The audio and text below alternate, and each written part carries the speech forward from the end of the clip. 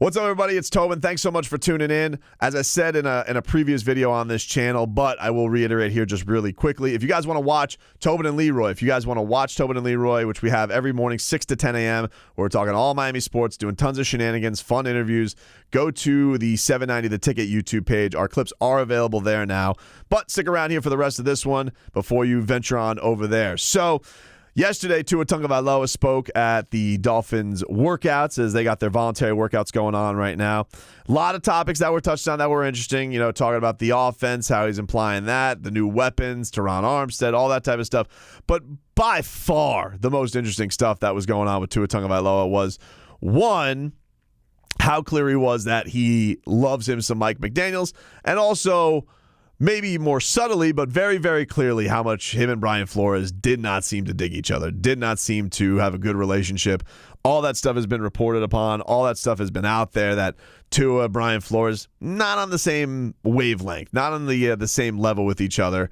And that was only reiterated yesterday where Tua Tagovailoa was asked about his relationship. Well, first of all, he was asked about Mike McDaniel and was just talking about the idea of Mike's such a great guy. He loves the relationship. You guys saw how it was at the luau.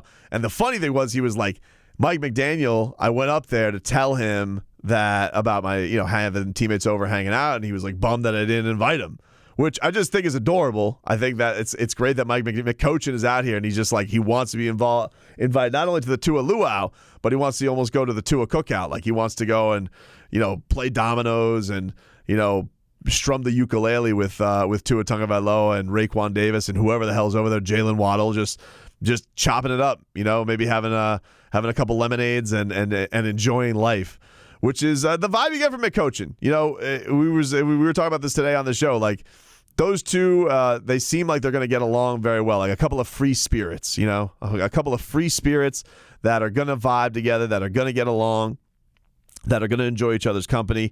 Love the fact that, Mike McDaniel had a bunch of throws that he wants Tua to perfect, that he wants Tua to get better at. Like, he was showing him about 150 throws of stuff that was going on last season that he thinks will translate on over and where he wants him to improve.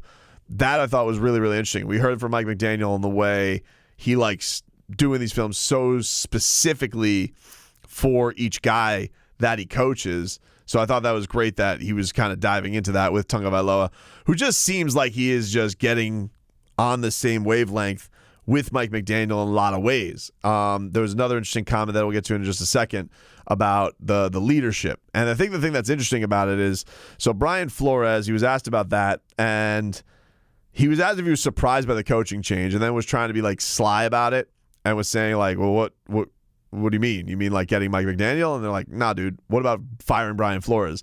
And he commented it, which is an odd way to go about it. He said, like, I don't have any say over that. No, maybe he was saying that because of the lawsuit. I don't know, but it really shouldn't affect Tua, right? Like, it's more so the fact, like, I don't really want to be – he's a nice guy. Like, Tua's a nice guy. He doesn't want to dump on Brian Flores. And then he was asked about his relationship with Brian Flores, and his response was, that's a big question. It's a big question. And then just went on to some diatribe about, like, I appreciate that he drafted me. Basically, essentially giving him the version of Tua's our quarterback, which we got hit with Brian Flores that whole time. He basically hit us with, Brian Flores was my coach.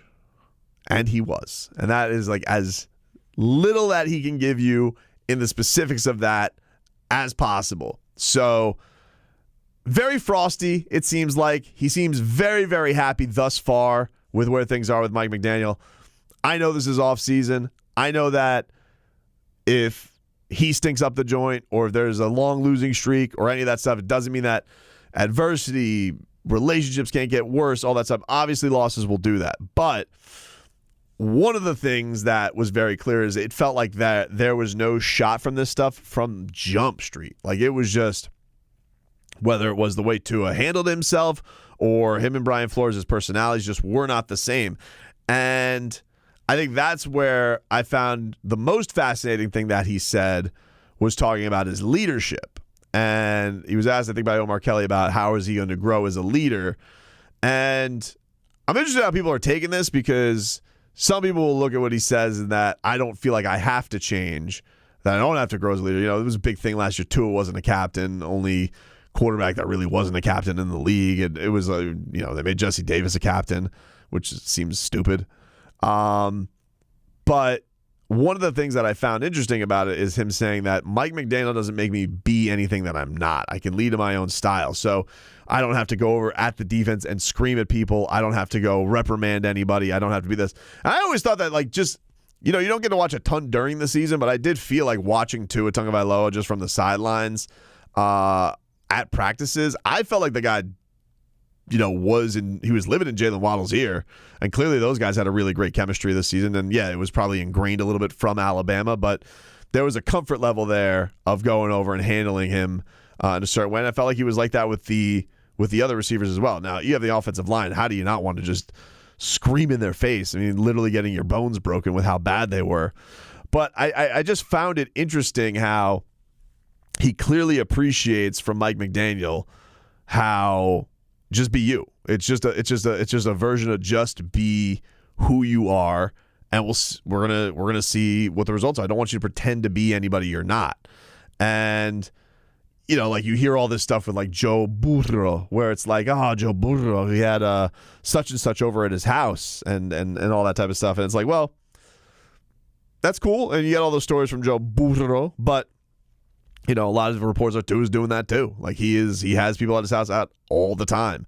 Jalen Waddle saying, I go to his house all the time.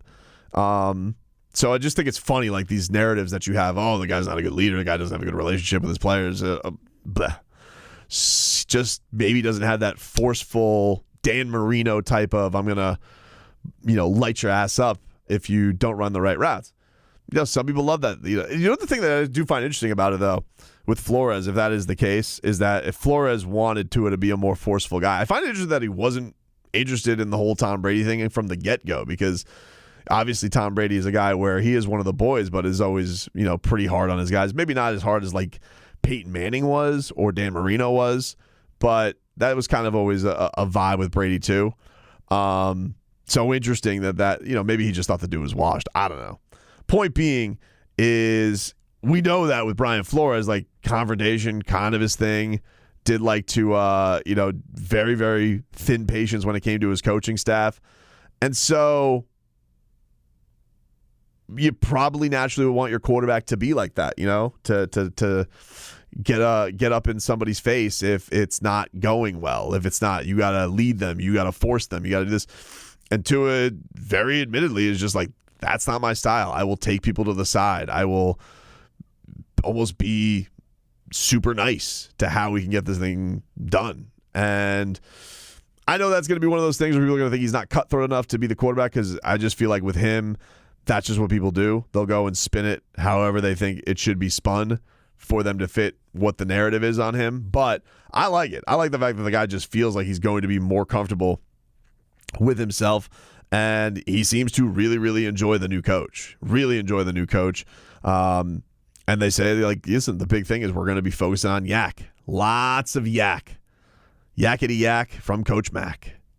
I just think it's going to, you know, it feels like something where all this talk about the big throws and the big arm and all that type of stuff. Like, ultimately, I do feel like this dude has the ability to go and execute. And he's got these speedy-ass wide receivers where you feel like you just give them the ball a lot of the stuff they can go do themselves. Yeah, eventually you're probably going to need some desperate times in him to lead a monster drive down the field. So it can't be that, you can't dink and dunk your way always, and it can't all just be like 2-yard passes and that guy goes this. But I just don't think that there's, I don't know, man. I'm not worried about the inability there. You know, there was an article that came out this week about Barry Jackson talking about Tua's potency with the deep balls that travel in the air more than 20 yards.